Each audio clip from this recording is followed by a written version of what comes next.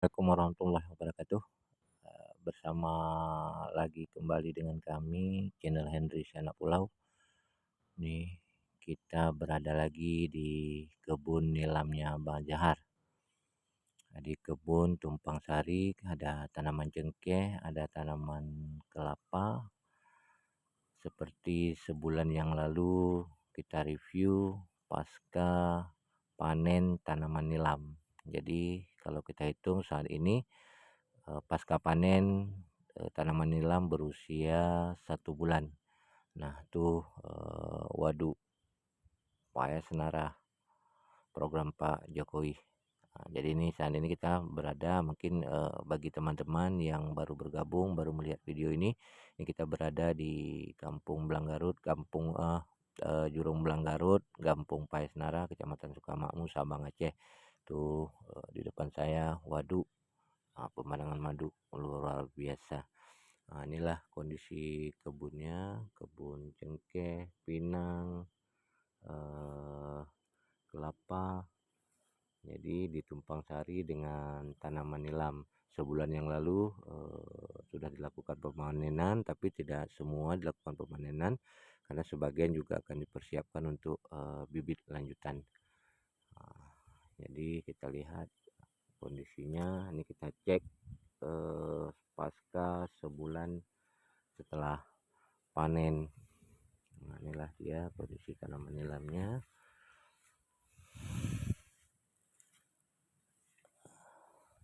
Jadi setelah sebulan kita lihat begini pertumbuhannya. Ini hampir rata keluar.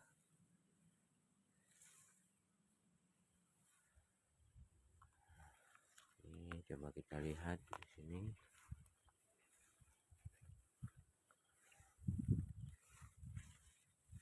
Ini dia kondisinya. Jadi dapat kami informasikan bahwasanya kondisi tanaman nilam di kebun ini tidak ada perawatan maksimal, jadi tidak ada pemupukan, juga belum pernah terkena obat-obatan baik pestisida maupun fungisida. Tapi ini kita lihat ada beberapa kondisi tanaman nilamnya sepertinya terserang virus mozaik ini. Nah, ini kita lihat. Nah, ini sebelahnya. Nah, ini mungkin akan bisa segera dilakukan pengendalian. Jadi ada beberapa batang terindikasi sudah terserang dengan virus. Nah, jadi nanti segera dilakukan pengendalian. Kita lihat tanaman nilamnya. Nah, ini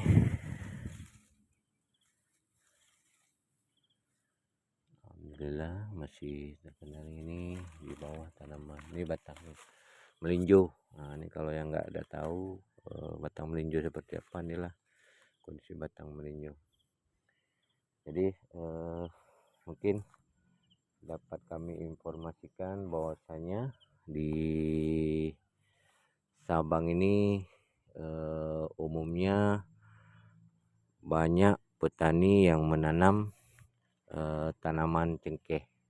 Jadi Sabang ini pernah berjaya dengan tanaman cengkehnya.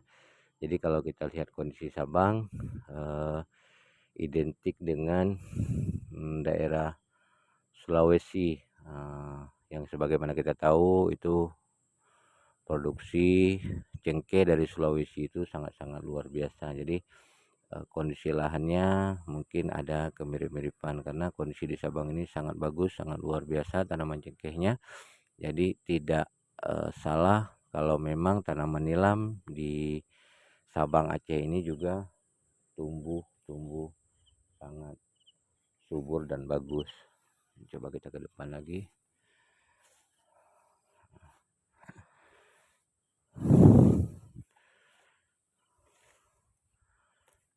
Inilah tanaman nilam. Nah, ini kita lihat sebagian ada sudah terserang kena virus. Nah, ini juga gulmanya kurang terkendali. Tapi secara umum masih bagus lah.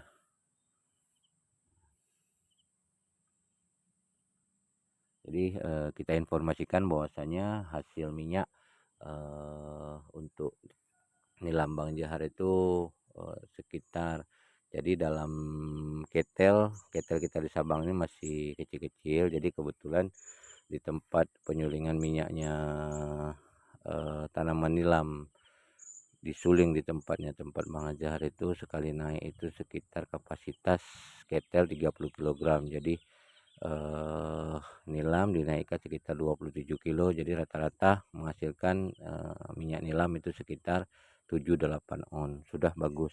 Karena pernah, beberapa juga hasil maksimalnya itu bisa mencapai 1 kilo, 2 on, tapi untuk 7, 8 on itu sudah luar biasa dengan kondisi tanaman nilam yang memang tanpa perawatan.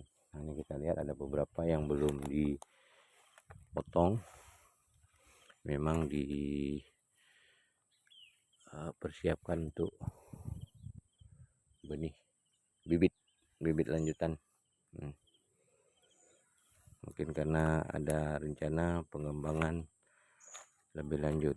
Jadi untuk harga nilam sendiri dapat kami informasikan di Sabang ini sekitar 1 juta.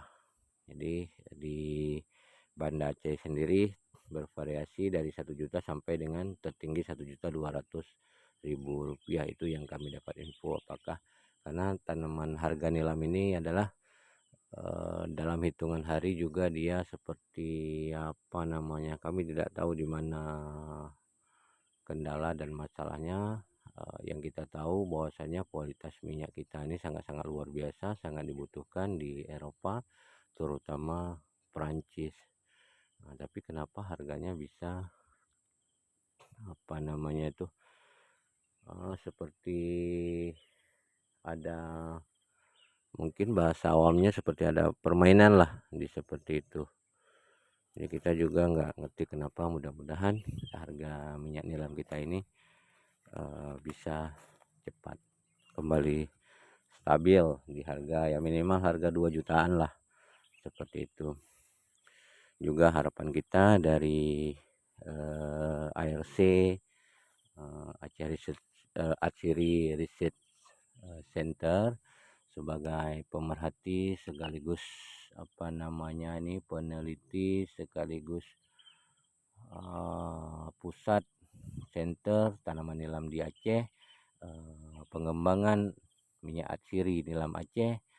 Mudah-mudahan bisa terus mengembangkan menghasilkan produk-produk dari turunan minyak nilam ini. Jadi kita tidak lagi fokus atau tidak lagi terlalu berketergantungan dengan pengiriman minyak nilam ke luar negeri. Kalau memang bisa kita manfaatkan atau kita gunakan sendiri, ya itu mungkin lebih bagus. Jadi dari hulu ke hilir. Jadi ketika hilirisasinya ketemu, itu sangat luar biasa. Karena tidak bisa dipungkiri bahwasanya yang sejahtera itu bukan penghasil komoditi tanaman, biasanya malah yang melakukan kegiatan usaha bisnis manufaktur. Artinya dalam hal ini misal kita bilang atsiri minyak nilam. Jadi yang sukses itu adalah bukan kita Indonesia, bukan kita Aceh, bukan kita Sulawesi yang kaya dengan hasil nilamnya itu, malah Perancis sebagai pembuat parfum yang sangat-sangat terkenal itu memakai produk minyak nilam, minyak atsiri kita, malah dia yang sukses juga. Termasuk contohnya bisa kita contohkan kakao atau coklat itu yang sukses itu adalah negara Swiss. Jadi padahal negara Swiss itu nggak ada tanaman coklat, malah yang ada tanaman coklat itu di Afrika seperti di Ghana.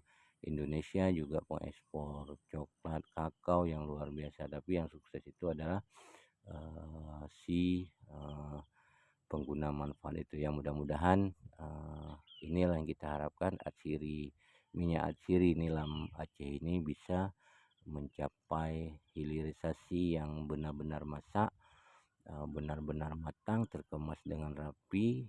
Jadi harga nilam itu tidak bisa dipermainkan, jadi kita manfaatkan dengan sendiri. Itu harapannya. Ini tanaman nilamnya mudah-mudahan mungkin tahap awal dilakukan pengendalian gulmanya dulu.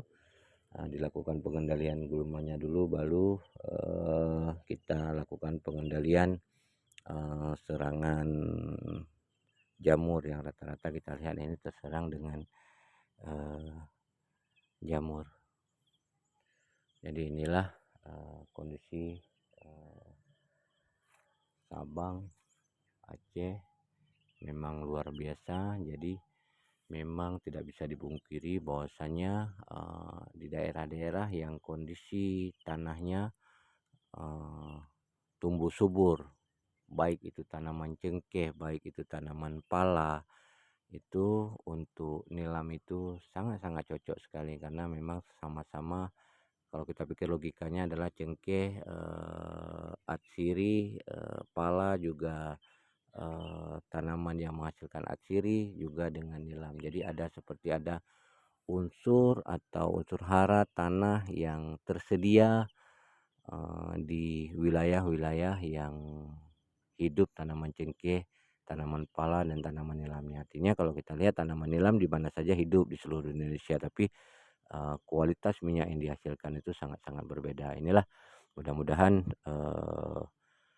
petani-petani Sabang, Aceh bisa memanfaatkan kondisi lahan tanah ini, karena seperti kita tahu bahwasanya tanaman nilam di Aceh ini bukan baru. Sabang sendiri udah dari zaman Belanda juga dulu sudah ada tanaman nilam, karena memang tanaman nilam ini adalah yang bawahnya itu kan adalah Belanda. Jadi seingat saya juga belum tua-tua kali, jadi teringat saya tahun 2000-an juga pernah ditanam nilam di Sabang. Banyak petani-petani senior kita di Sabang dulu harganya masih ratusan ribu, tapi masih bisa dibudidaya, karena tanaman nilam kita sendiri adalah tanaman nilam yang tidak butuh terlalu perawatan ekstra, perawatan khusus, karena memang sangat-sangat cocok. Ini aja kondisi ternaungi, tidak full matahari, masih menghasilkan minyak yang bagus. Ketika di satu hamparan artinya full matahari bisa diserap oleh tanaman, itu juga hasilnya bisa lebih-lebih luar biasa. Inilah mudah-mudahan ada manfaatnya bagi teman-teman semua, khususnya di Sabang, Aceh. Itu kita lihat tanaman cengkehnya sangat luar biasa, sangat luar biasa. Itu besar, itu usianya udah 20 tahun lebih tingginya kita lihat.